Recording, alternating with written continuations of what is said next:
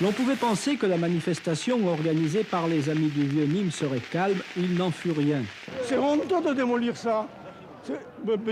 C'est un vandale. Pourquoi pas la maison de carré, pourquoi pas les arènes, pourquoi pas autre chose. C'est un début.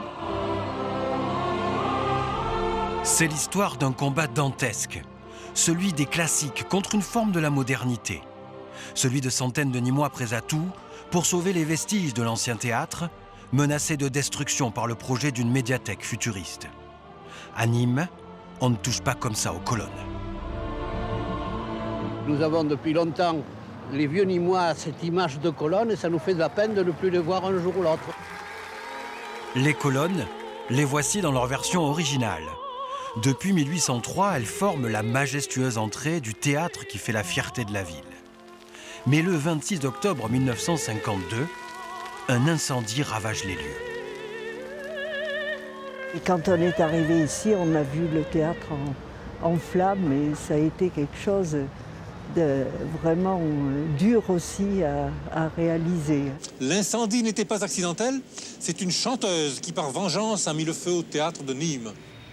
La chanteuse Eva Closet s'était vengée parce que son neveu n'avait pas été admis dans le chœur. L'incendie passe encore, mais la disparition totale du bâtiment, ça bouleverse davantage. Oui, c'est le côté intéressant. Car dans les années 80, Jean Bousquet, le maire de la ville, annonce qu'il veut construire un lieu de culture sur le modèle de Beaubourg en face de la Maison Carrée.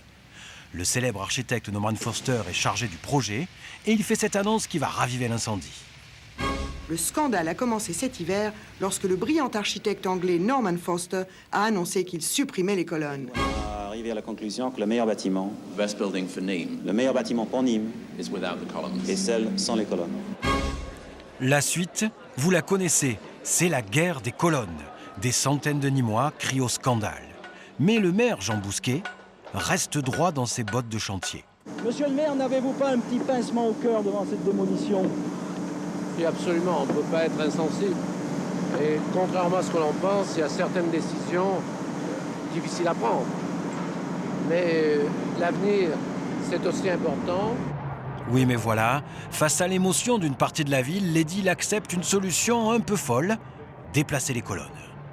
Peut-être au-dessus de l'autoroute A9 sur la colline Marguerite. Ou bien à l'entrée de l'autoroute Nîmes-Ouest.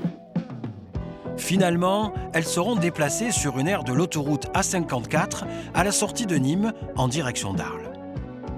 Et en mai 1993, après 10 ans de controverse, le carré d'art de Sir Norman Foster est enfin inauguré. Le carré d'art est donc terminé. La bibliothèque classée de Nîmes devient l'une des plus vastes de France. 30 ans plus tard, le carré d'art s'est presque hissé au même niveau que les autres monuments de la ville dans le cœur des Nîmois. Quant aux plus rancuniers, ils sont encore nombreux à faire le pèlerinage sur les marches de l'ancien théâtre pour la postérité.